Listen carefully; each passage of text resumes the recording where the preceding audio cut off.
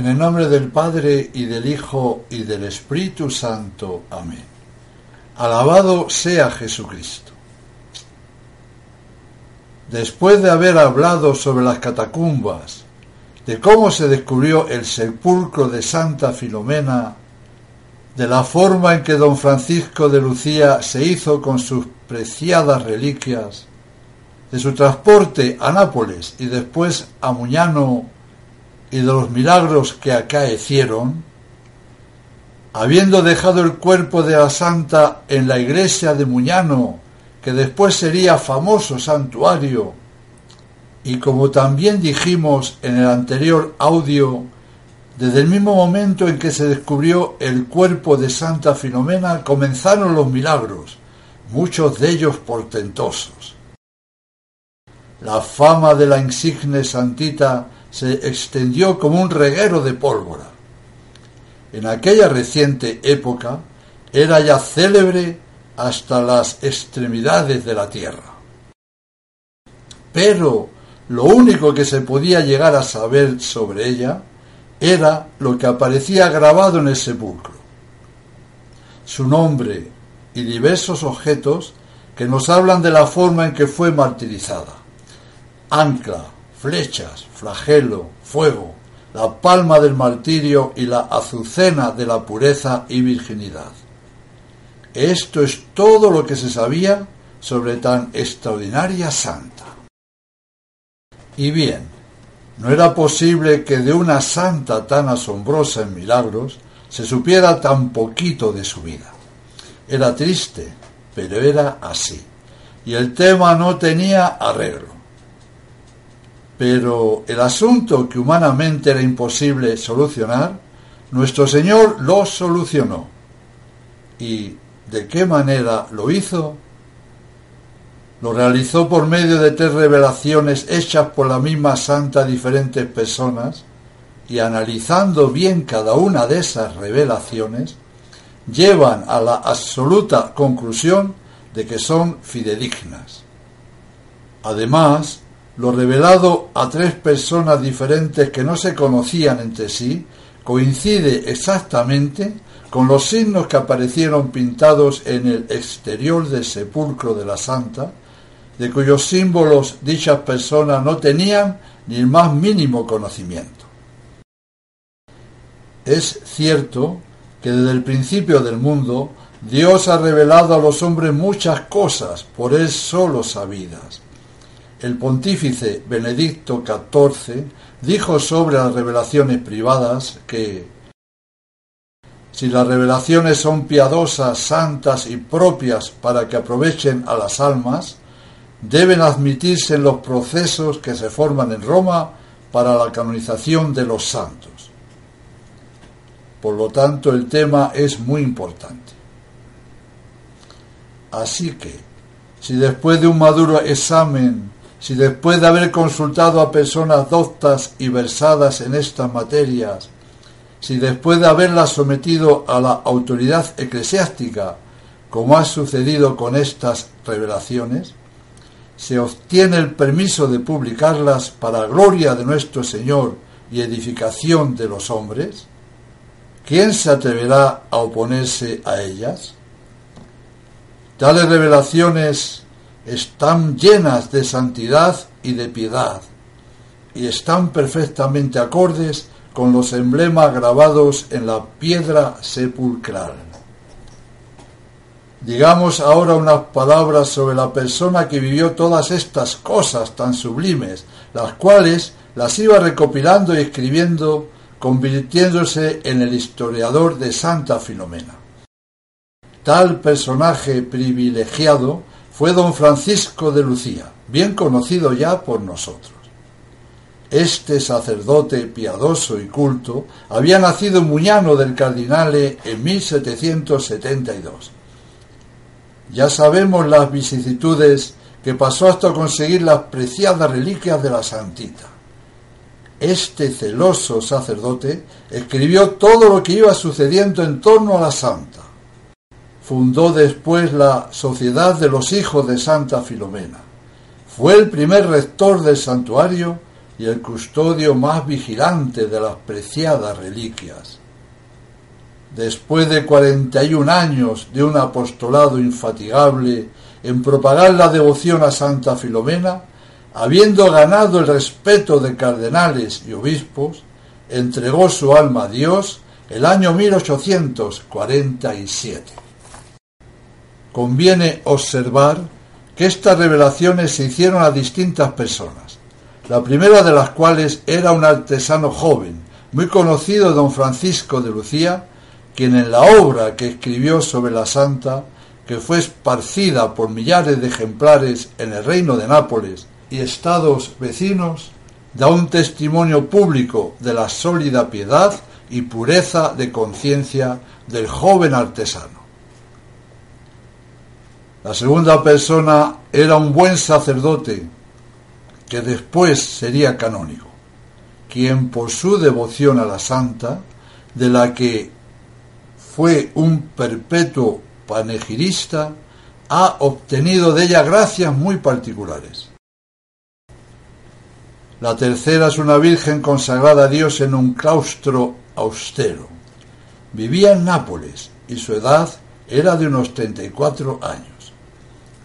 Hay que resaltar que estas personas no se conocían entre sí y habitaban en pueblos muy distantes unos de otros. Las relaciones que han hecho, bien de viva voz, bien por escrito, concuerdan perfectamente en el fondo de ellas en cuanto a las principales circunstancias y, lejos de contradecir en nada a los símbolos de la lápida, les dan una aclaración tan sencilla como edificante. Veamos la primera revelación hecha a un artesano de 30 años de edad, hombre sencillo, de conducta y costumbres irreprensibles y devotísimo de la santa, el cual merecería por esta gran devoción tan señalado favor. Y aquí lo que refiere el artesano. Yo vi, dice, al tirano Diocleciano, perdido de amor por la Virgen Filomena, condenarla a los más afrentosos tormentos, esperando que su atrocidad doblaría en fin su valor y la obligaría a rendirse a sus deseos. Pero viendo que sus esperanzas eran vanas y que nada podía ablandar la voluntad firme de la santa mártir, cayó en una especie de demencia y en la rabia que entonces le agitaba, se lamentaba de no poderla lograr por esposa. En fin, después de haberla hecho padecer varios tormentos, y cita precisamente los mismos que están designados en la lápida sepulcral, de los cuales él no tenía ni el más mínimo conocimiento, el tirano la hizo decapitar. Apenas se ejecutó esta orden, se apoderó la desesperación de su alma. Entonces se le oyó gritar: «¿Con que Filomena no será jamás mi esposa? Hasta el último suspiro ha sido rebelde a mi voluntad. Ya es muerta. ¿Cómo podré sobrevivir a su muerte?». Y diciendo esto se arrancaba la barba como un furioso, entraba en espantosas convulsiones y tirándose del trono al suelo, agarraba con los dientes cuanto se le presentaba, concluyendo con decir que no quería ser más emperador. Acabamos de narrar el resumen de la visión con que Dios quiso honrar a un hombre sencillo e ignorante, visión muy conforme a lo que nos enseña la historia sobre los últimos años de Diocleciano, o cuando menos la historia lo da claramente a entender, como ahora veremos. Hasta el fin del año 302 y principios de 303, no se logró de Diocleciano el decreto para extinguir a los cristianos, habiéndose limitado hasta entonces a prohibir y perseguir el culto. En esa misma época se trasladó a Roma en compañía de Maximiano, para gozar ambos del triunfo que merecían sus victorias contra los persas y otros enemigos del imperio. pero en vez de satisfacciones, sólo cosechó disgustos. Los romanos le satirizaron, le burlaron y ofendieron, con una familiaridad que no decía bien con los honores casi divinos que él se hacía dar, y a los que se había acostumbrado en el Oriente. Con esto subió aún mucho más la aversión que tenía a Roma, y tomó la determinación de abandonarla para siempre, como en efecto lo verificó, saliendo de ella repentinamente el 13 de diciembre del año 303. En el camino le acometió una enfermedad que, degenerando en languidez, debilitó su cuerpo y su espíritu. Después de algunos meses de padecer, estaba tan demudado que cuando se presentó en público fue difícil reconocerlo. Fastidiado de las grandezas, cansado de trabajos y disgustado de los hombres, toma la resolución extraordinaria de renunciar el poder supremo. Sus panegidistas atribuyen a su prudencia esta grande determinación, sus detractores a debilidad. Esto está sacado de la historia romana del conde Segur, capítulo 20. Y entre estos diversos modos de pensar, que si renunció por su gran prudencia, que si renunció por debilidad, ¿quién probará que no es la verdadera causa la que hoy sabemos por un camino tan extraordinario como es una revelación? O a lo menos lo ocurrido con Filomena fue lo que a Diocleciano le hizo fijar definitivamente su resolución de dimitir, puesto que en efecto renunció al imperio pocos meses después de haber dado muerte a la santa y de haber llegado desde Roma a Nicomedia. Resulta, entre tanto, que aunque Diocleciano habitase ordinariamente en su corte oriental de Nicomedia, no por eso dejó de pasar en Roma casi todo el año 303. Este fue el primero de la 10ª persecución de la Iglesia, la más cruel y más larga de cuantas suscitaron contra ella los emperadores paganos, pues duró hasta el advenimiento al trono de Constantino el Grande, en 313. Al mismo año de 303, por consiguiente, debemos referir el martirio de la santa, ocurrido, como ella misma revela, el día 10 de agosto. No tienen ningún fundamento las objeciones de los críticos italianos contra estas revelaciones, alegando contra ella la larga permanencia de Diocleciano en Oriente. Lo cierto es que, aunque fue larga, no fue tan continua que no sufriese la interrupción de cerca de un año. Pero hagamos todavía una observación. Dice el sencillo e ignorante artesano que vio a Diocleciano tirarse desde el trono al suelo. Este emperador tenía gran familiaridad con el trono. Le gustaba mucho el trono. Pocos saben la poca etiqueta que gastaban aquellos emperadores soberanos. Será bueno afirmar que Diocleciano fue en esta parte excepción de la regla. Oigamos al historiador antes citado, conde de Segur. Hasta entonces, dice, los emperadores, abriendo su palacio al público, viviendo con el pueblo como un ciudadano más, con los oficiales como compañeros de armas, juzgaban como pretores, mandaban como generales, administraban y presidían en calidad de cónsules, y no se distinguían de los senadores sino por el manto de púrpura. Pero todo cambió apenas subió al trono Diocleciano. Vistióse de una tela de oro sembrada de pedrerías y ciñó su frente con la diadema. Su palacio, semejante al de un rey oriental, se llenó de esclavos. Una guardia interior prohibía la entrada al pueblo y a los grandes, excepto a los ministros y algunos favoritos.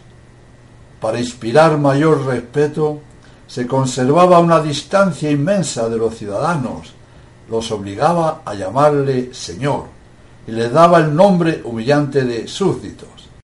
En fin, era casi inaccesible e invisible como el mitológico Júpiter, cuyo nombre había tomado. Es pues de creer que un príncipe tan aficionado a la majestad gustaría de holgarse a menudo con ella, en el puesto donde hace mejor figura, cuál es el trono. Diocleciano gobernó con vigor, dice Bossuet, pero con insufrible vanidad. De cualquier modo, es muy admirable la conformidad de las noticias que nos da este artesano sin luces con los pocos datos que nos dice la historia. Y digo pocos porque Diocleciano no tuvo un historiador. La segunda revelación es la que recibió un sacerdote muy devoto de la santa. Don Francisco de Lucía afirma que cuanto dice sobre esta revelación se lo ha referido el mismo sacerdote que se apresuró a escribirle, y después dicha relación escrita la confirmó públicamente en la iglesia donde reposa el cuerpo de la santa, delante de la misma. He aquí cómo lo explica dicho sacerdote. Me paseaba un día por el campo cuando vi venir hacia mí una mujer desconocida. Me dirige la palabra y me pregunta: ¿es cierto que habéis colocado en vuestra iglesia un cuadro de Santa Filomena? Cierto es, la respondí. No os han engañado. Pero, ¿qué sabéis? Replicó, de esa santa. Bien poco, porque hasta hoy no hemos podido saber de su historia, sino lo que inferimos de los símbolos estampados en la lápida de su sepulcro. Y comencé con gusto a explicárselos. Acabado esto, me replica con viveza: ¿con que en fin no sabéis más? Nada más. Pues hay tanto que saber de esa santa, que cuando el mundo lo sepa, se llenará de admiración y asombro. ¿Sabéis a lo menos la causa de su persecución y de su martirio? Ya he dicho que no sabemos más. Pues bien, yo os lo diré. Fue martirizada por haberse negado a dar su mano a Diocleciano, que la destinaba al trono como esposa suya. Y la causa de no aceptar dicha proposición fue el tener consagrada su virginidad a Jesucristo. Lleno yo de alegría al oír estas palabras, como quien adquiere noticias que ha deseado mucho tiempo, la interrumpí y la dije: ¿estáis bien cierta de lo que acabáis de decir? ¿No me engañáis en ello? Pero decidme, ¿dónde habéis leído eso? Porque hace bastantes años que trabajamos buscando algunos detalles sobre esta santa y hasta ahora hemos perdido el tiempo y el trabajo. Decidme, ¿de qué libro habéis tomado la noticia que me acabáis de dar?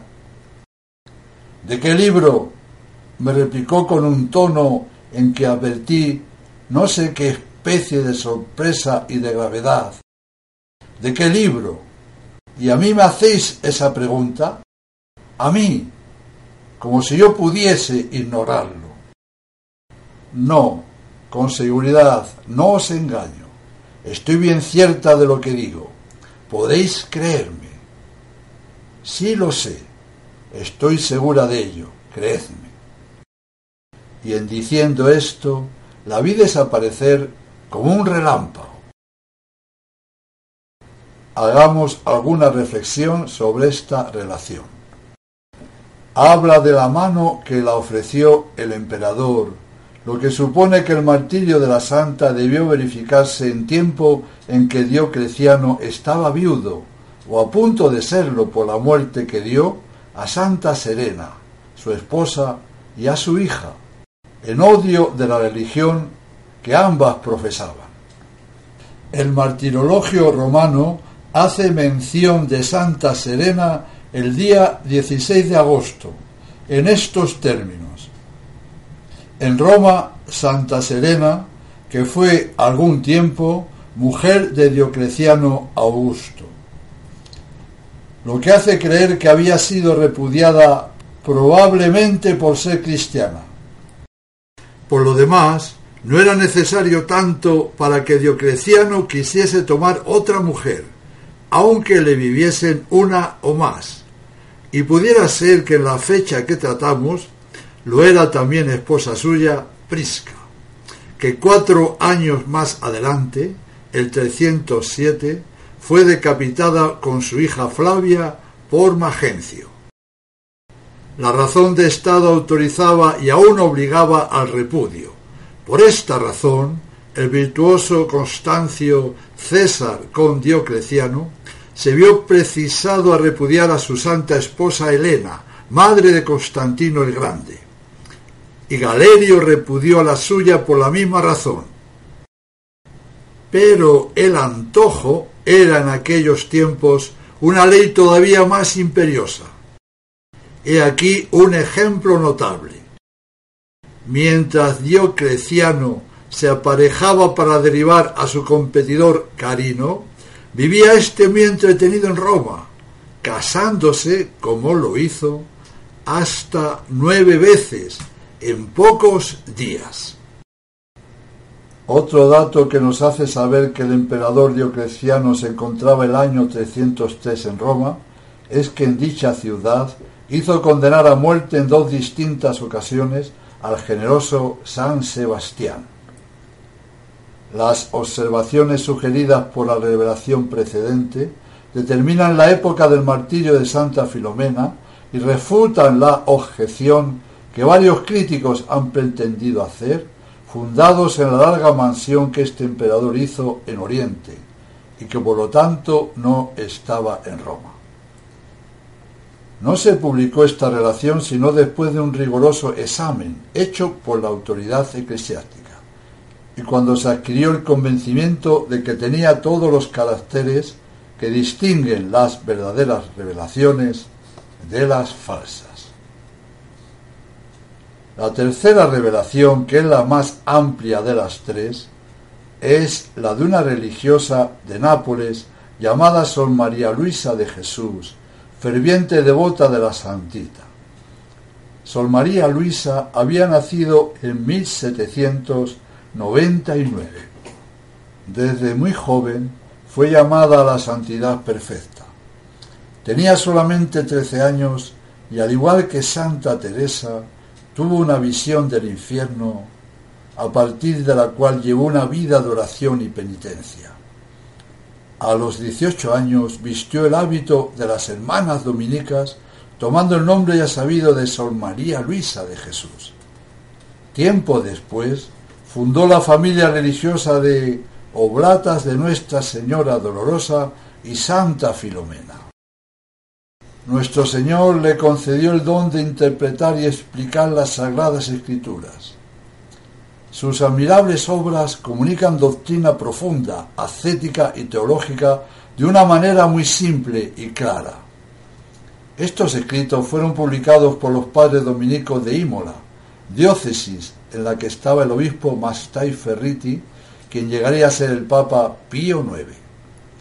Dicho Santo Padre tenía gran respeto por Sor María Luisa y desde el principio de su pontificado le escribía cartas personales llamándola siempre su hija más querida. El 10 de enero de 1875, fecha en la que nació Santa Filomena, después de una vida totalmente dedicada al sacrificio por las almas, entregó su espíritu a Dios para recibir la recompensa merecida. Aclaramos que el culto a Santa Filomena se había extendido por todo el mundo a causa de los numerosísimos milagros antes de que Sor María Luisa hubiera recibido las revelaciones que después narraremos. Quiero apuntar que esta santa religiosa tiene una garantía grandísima de que las revelaciones que recibía eran verdaderas, Sor María Luisa fue un alma elegida, y habría sido imposible que una monjita pobre y analfabeta, a no ser por una inspiración divina continua, hubiera podido escribir tantas obras bíblicas, ascéticas y morales, admiradas por los más distinguidos teólogos, amén de Pío IX. Y aparte de todo lo dicho hasta ahora, las revelaciones que tuvo sobre Santa Filomena recibieron el imprimatur de la Santa Sede el 21 de diciembre de 1833. Por lo tanto, esta revelación, junto con las dos anteriores, nos dan una certeza muy cierta de que lo revelado es totalmente cierto. La Santa Mártir Filomena había dado muestras sensibles de dispensar a esta religiosa una protección particular. La había librado de las tentaciones de desconfianza y de impureza con que Dios quiso purificarla, y al estado penoso en que la pusieron los ataques de Satanás, hizo suceder las dulzuras de la paz y de la alegría. En las comunicaciones íntimas que se verificaban a los pies de un crucifijo entre estas dos esposas del Salvador, la santa la daba consejos llenos de prudencia, ya para la dirección de la comunidad de que era superiora, ya para su conducta personal. Los puntos sobre que con más frecuencia versaban estas comunicaciones eran: el precio inestimable de la virginidad, los medios de que se había servido Santa Filomena para conservarla intacta, aun en medio de los mayores peligros, y los inmensos bienes que se encuentran en la cruz. Estos favores extraordinarios que, concedidos a un alma penetrada de sus miserias, se creía indigna de ellos, la hicieron temer alguna ilusión. Acudió a la oración y a la prudencia de los que Dios había destinado para dirigir su alma. Pero mientras esos sabios directores pesaban con un examen detenido y juicioso las varias gracias con que el cielo la honraba, ocurrieron nuevas revelaciones de distinta naturaleza de las anteriores, pues éstas se ordenaban a hacer el nombre de Santa Filomena más glorioso. Sor María Luisa tenía en su celda una imagencita de Santa Filomena que la representaba tal como está en Muñano, y más de una vez observó toda la comunidad unas mudanzas en el rostro de la imagen muy ajenas a un cuerpo inanimado. La imagen actuaba a veces como si tuviera vida. Esto inspiró a todas las religiosas el piadoso deseo de colocarla en la iglesia y de esta manera rendirle un culto más solemne. Y así lo hicieron, quedando la milagrosa imagen en un altar de la iglesia. La buena religiosa iba a dar gracia a los días de comunión delante de ella, y un día, 3 de agosto de 1833, que sentía en su corazón un vivo deseo de saber la época fija del martirio de la santa, a fin, decía ella, de que sus devotos puedan honrarla mejor, advierte de repente que se la cierran sus ojos, sin que pudiese abrirlos a pesar de los esfuerzos que hacía. Y oye que con voz sumamente dulce, que le pareció venir de la parte donde estaba la estatua, se la dice lo siguiente: mi querida hermana, el día 10 de agosto morí para vivir por siempre, entrando triunfante en el cielo, donde mi divino esposo me puso en posesión de los bienes eternos, incomprensibles a todo entendimiento humano. Por esta razón, en mi traslación a Muñano, dispuso su divina sabiduría las cosas, de modo que a pesar de los planes bien concertados del sacerdote que obtuvo mis despojos mortales, no llegué allí el 5 del mes como él había fijado, sino el 10. ni llegué tampoco para ser colocada en su oratorio, casi clandestinamente como él quería, sino en la iglesia, y en medio de universal alegría, acompañada además de tantas y tan maravillosas circunstancias, que hicieron del día de mi martirio un día de verdadero triunfo. Estas palabras renovaron en el corazón de la religiosa el temor de padecer alguna ilusión. Redobla sus oraciones y suplica a su confesor que la desengañe. Afortunadamente el medio era bien fácil. Escriben a don Francisco de Lucía refiriéndole lo que pasaba, encomendándole el secreto y conjurándole para que contestase sobre los puntos que en la revelación tenían relación con las circunstancias concernientes a las medidas que tomó en la traslación del Santo Cuerpo. Don Francisco, después de leer encarecidamente el contenido de la carta, encuentra que convienen perfectamente con la verdad de los hechos, y su respuesta no solamente consoló a la religiosa afligida, sino que animó a sus directores a aprovecharse, para gloria de Dios y de la Santa, del medio que ella misma parecía indicar para tener noticia de los pormenores de su vida y su martirio. La ordenaron, pues, que hiciese a la Santa las más vivas instancias a este propósito, y como la obediencia, según dicen los libros santos, es siempre victoriosa, un día, que orando con fervor en su celda pedía esta gracia, se cierran sus ojos a pesar de su resistencia, y arrebatada en un éxtasis embelesador, oye la misma voz anterior que la dice: mi querida hermana, soy hija de un príncipe que gobernaba un pequeño estado en la Grecia. Mi madre era también de sangre real, y como no tenían sucesión, uno y otro, todavía idólatras, hacían plegarias y ofrecían continuos sacrificios a sus falsos dioses para lograrla. Un médico de Roma llamado Publio, que está en el paraíso, vivía en el palacio al servicio de mi padre.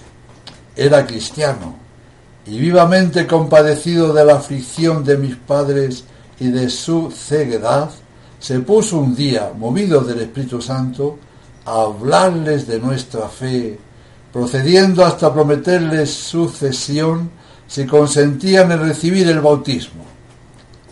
La gracia de Dios que acompañó a sus palabras iluminó sus entendimientos, triunfó de su voluntad, y hechos cristianos lograron la dicha tan deseada y que Publio había prometido como prenda de su conversión. Cuando nací el 10 de enero me llamaron Lumena, aludiendo a la luz de la fe de que, por decirlo así, había sido yo el fruto. Y el día de mi bautizo me llamaron Filomena o hija de la luz, Filia Luminis, porque en este día nací a la fe. En griego tiene el significado de muy amada. La ternura con que me amaban mis padres era tal que siempre querían tenerme a su lado. Por esta razón me trajeron consigo a Roma, en el viaje que mi padre se vio obligado a hacer con motivo de una guerra injusta, de la que se vio amenazado por el orgulloso Diocleciano. Entonces tenía yo 13 años. Llegados a la capital del mundo y obtenida audiencia del emperador, fuimos los tres al palacio. Así que me vio Diocleciano, se clavaron en mí sus miradas y me pareció verle muy preocupado durante el tiempo que empleó mi padre en exponer con vehemencia las razones que le asistían. Luego que dejó de hablar, le respondió el emperador que se tranquilizase, que desterrase todo temor y no pensase más que en vivir feliz. Yo pondré, añadió, a tu disposición toda la fuerza del imperio, y en cambio me darás tú una sola cosa, la mano de tu hija. Deslumbrado mi padre con un honor en que estaba muy distante de pensar, que su hija fuera nada menos que emperatriz, accedió muy gustoso a la proposición del emperador, y cuando volvimos a nuestra posada hicieron mi padre y mi madre cuanto estuvo de su parte para que complaciese a ellos y al emperador. ¿Cómo?, les dije, ¿queréis que por amor a un hombre falte a la promesa que hace 2 años hice a Jesucristo? Mi virginidad pertenece a Jesucristo, no puedo yo disponer de ella. Bien, me respondió mi padre, pero entonces eras demasiado niña para contraer semejante empeño, y añadió las amenazas más terribles a la orden que me dio de aceptar la oferta de Diocleciano. La gracia de mi Dios me hizo invencible, y mi padre, no habiendo podido tranquilizar a Diocleciano sobre las razones que tenía para creerse libre de la palabra que le diera, se vio obligado a cumplir con la orden de conducirme a su presencia. Algunos momentos antes tuve que sufrir un nuevo ataque de su furor y de su ternura. Mi madre fue quien, de acuerdo con él, se encargó de vencer mi resolución. Caricias, amenazas, todo se empleó para rendirme. En fin, vi a los dos postrarse a mis pies y con las lágrimas en los ojos decirme: hija mía, ten piedad de tu padre, de tu madre, de tu patria y de nuestros vasallos. No, no, le respondí, Dios y la virginidad que le he consagrado, antes que todo, antes que vos, antes que mi patria, mi reino es el cielo. Mis palabras trocaron en despecho la ternura del corazón de mis padres. Me conducen a la presencia de Diocleciano y éste hace cuanto está en su mano para ganarme. Pero sus promesas fueron tan inútiles como sus seducciones y sus amenazas. Se enfurece entonces terriblemente e, impelido por el demonio, me hizo poner en una de las prisiones de palacio, donde bien pronto me vi cargada de cadenas. El tirano, creyendo que el dolor y la vergüenza debilitarían el valor que me inspiraba mi divino esposo, venía a verme todos los días, y después de hacerme desatar, para que tomase un poco de pan y agua, que era todo el sustento que me daban, empezaba sus ataques, de los que algunos, sin la gracia de Dios, pudieran haber sido muy funestos a mi virginidad. Las derrotas que el emperador experimentaba en estos asaltos eran para mí el preludio seguro de nuevos suplicios, pero me sostenía la oración, encomendándome sin cesar a mi Jesús y a su purísima Madre. Ya contaba el día 37 de mi prisión, cuando en medio de una luz celestial vi a María con su hijo en los brazos. Hija mía, me dijo, aún pasarás 3 días en esta prisión. En cumpliendo los 40, saldrás de esta situación penosa. Una noticia tan feliz me hizo latir el corazón de alegría, pero como la reina de los ángeles me añadió enseguida que saldría para sostener en medio de dolorosos tormentos un combate más terrible aún que los precedentes, pasé repentinamente del gozo a las más crueles agonías, tales que creí expirar en medio de ellas. Ánimo, hija mía, me dijo entonces María, pues que ignoras la predilección con que te amo. El nombre que recibiste en el bautismo es la prenda de este amor, por la semejanza que tiene con el de mi hijo y con el mío. Tú te llamas Lumena, y tu esposo se llama luz, estrella, sol. Y yo me llamo también aurora, estrella, luna llena de sol en todo su esplendor. No temas, yo te ayudaré. La naturaleza reclama ahora sus derechos, pero en el momento del combate vendrá la gracia a ayudarte con su fuerza. Y tu ángel, que también lo fue mío, Gabriel, que significa fuerza, vendrá a socorrerte. Te recomendaré especialmente a sus cuidados como una hija mía amada sobre todas las demás. Estas palabras de la reina de las vírgenes me volvieron el valor. Desapareció la visión, pero dejó la prisión llena de un perfume celestial. No tardó en verificarse lo que se me anunció, pues desesperado Diocleciano de rendirme, se resolvió a atormentarme públicamente. Y el primer suplicio a que me condenó fue el de los azotes. Pues que no se avergüenza, dijo, de preferir a un emperador como yo a un malhechor condenado por su nación a la muerte infame, merece que mi justicia la trate como él fue tratado. Mandó pues que despojándome de mis vestidos me atasen a una columna y allí, en presencia de un gran número de grandes de su corte, hizo que me diesen tantos golpes y con tal fuerza que mi cuerpo ensangrentado no presentaba más que una sola llaga. Advirtió el tirano que desfallecida iba a morir y entonces ordenó que me quitasen de su presencia, llevándome de nuevo a mi prisión, donde se persuadió, y yo también, que expiraría. Pero su esperanza y la mía de reunirme a mi celestial esposo salieron fallidas, porque se presentaron dos ángeles sumamente resplandecientes y derramando un bálsamo sobre mis llagas, me encontré más vigorosa que lo estaba antes del tormento. A la mañana siguiente informaron de esto al emperador. Me hace comparecer y después de considerarme con asombro repleta de salud y belleza notables, intenta persuadirme que soy deudora de este beneficio a Júpiter, a quien él adora. Vamos, dijo, Júpiter te quiere absolutamente emperatriz de Roma.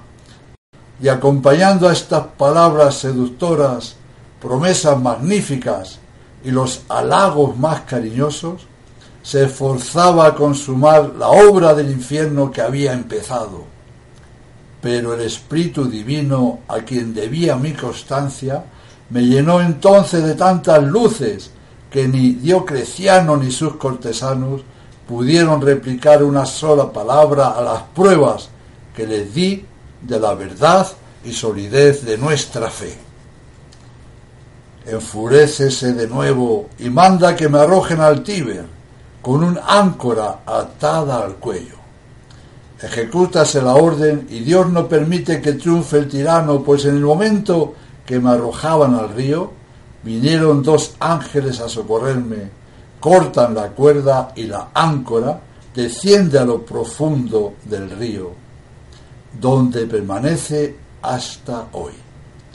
Y a mí me transportaron muy dulcemente a presencia de un pueblo innumerable que ocupaba las orillas del río. Este prodigio tuvo muy felices efectos, porque se convirtió a nuestra fe un gran número de espectadores. Pero el tirano, más endurecido que Faraón, atribuyéndolo a algún secreto mágico, hizo que me arrastrasen por las calles de Roma y que después disparasen contra mí una nube de flechas. Cumplióse esta orden. Me encontraba erizada de dardos y mi sangre corría por todas partes hasta desfallecer y quedarme moribunda. Entonces mandó que me llevasen de nuevo a mi calabozo. El cielo me favoreció con una nueva gracia. Me quedé dulcemente dormida y al despertar me encontré perfectamente curada. Sábelo Diocleciano, y bien, exclama, dementando de rabia, que la atraviesen por segunda vez con dardos agudos y que muera en este tormento. Prepáranse a obedecerle. Los flecheros arman sus arcos, reúnen fuerzas, pero los dardos no se prestan a su intento, quedando inmóviles. El emperador que presenciaba este espectáculo se desespera de furor. Me llama maga, y creyendo que el fuego destruiría lo que él llamaba encantamiento, manda que hagan ascua los hierros de los dardos y que así encendidos los dirijan contra mí. Lo hicieron, en efecto, pero las flechas, después de haber andado una parte del espacio que había hasta llegar hasta mí, tomaban de repente una dirección contraria y herían a los que las disparaban. 6 arqueros murieron con estos dardos. Otros muchos de ellos renunciaron al paganismo y el pueblo empezó a dar un testimonio público al Dios que me había protegido. Estos ruidos y aclamaciones hicieron temer al tirano algún resultado funesto y ordenó a toda prisa que acabasen con mi vida cortándome la cabeza. Así voló mi alma a mi celestial esposo, quien junto con la corona de la virginidad y la palma del martirio me dio un lugar distinguido entre los escogidos, a quienes hace felices con su divina presencia. El día de mi entrada en el cielo, tan feliz para mí, fue el viernes 10 de agosto a las 3 de la tarde, la misma hora en que expiró su divino maestro. Quiero hacer notar que la fecha de su muerte, 10 de agosto cada año, se encuentra marcada a lo largo de los años con milagros y prodigios extraordinarios. 10 de agosto, día de su muerte. Tal es la historia del martirio de Santa Filomena. Nada hay en ella que no sea piadoso, santo y edificante.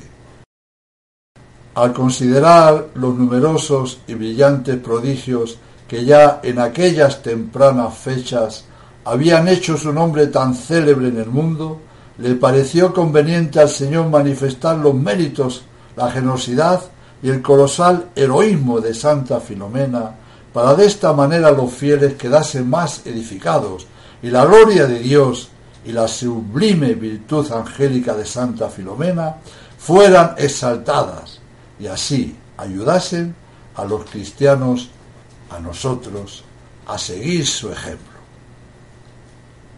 Como hemos visto, la historia del martirio de Santa Filomena, narrada por la misma santa en las revelaciones que hizo a 3 diferentes personas, tiene una unción muy especial y es por lo demás algo muy bello y hermoso, y la Santa Madre Iglesia autorizó su difusión el 21 de diciembre de 1833.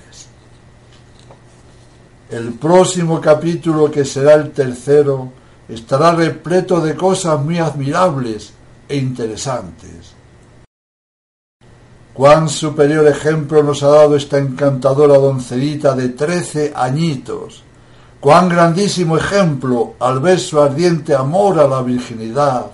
Cuán inaudito ejemplo al ver su fidelidad a la promesa que con 11 añitos había hecho a nuestro Señor de ser para siempre su esposa.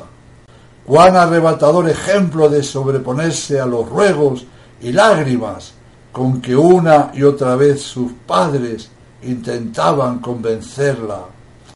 Cuán colosal ejemplo el arrostrar con tanto coraje y valentía los atroces tormentos a que fue conducida. Tenía solamente 13 años y tenía el mundo pisado bajo sus pies. Tenía 13 años y renunciaba a ser la esposa del emperador de Roma. Tenía 13 años y eligió morir antes que transgredir su palabra. tenía 13 años y amaba con locura al único ser que es digno de ser amado, Dios nuestro Señor. Y cuántas cosas más se podrían decir, cuántas y cuántas. Pero acabo esta segunda parte lanzándoos la siguiente pregunta. ¿Se parecen en algo nuestras vidas, nuestros pensamientos, nuestras obras, a la vida, pensamientos y obras de nuestra querida Santita Filomena? Gracias, Filomena, gracias, hija de la luz, por poner ante nuestros ojos una luz tan celestial, tan cautivadoramente cegadora, una luz tan inconmensurable, una luz tan indescriptiblemente bella, que en tu corta vida en años y al mismo tiempo larguísima vida en obras, dicha luz no dejó de estar ni un momento sin dirigirse al celestial esposo de las almas, del cual tu candoroso corazón se prendó para siempre, y por el que habrías pasado 100.000 muertes más antes que separarte un solo instante de él. Gracias, Santa Filomena, no dejes de ayudarnos, pues eres muy poderosa delante de Dios y de su Santísima Madre. Gracias.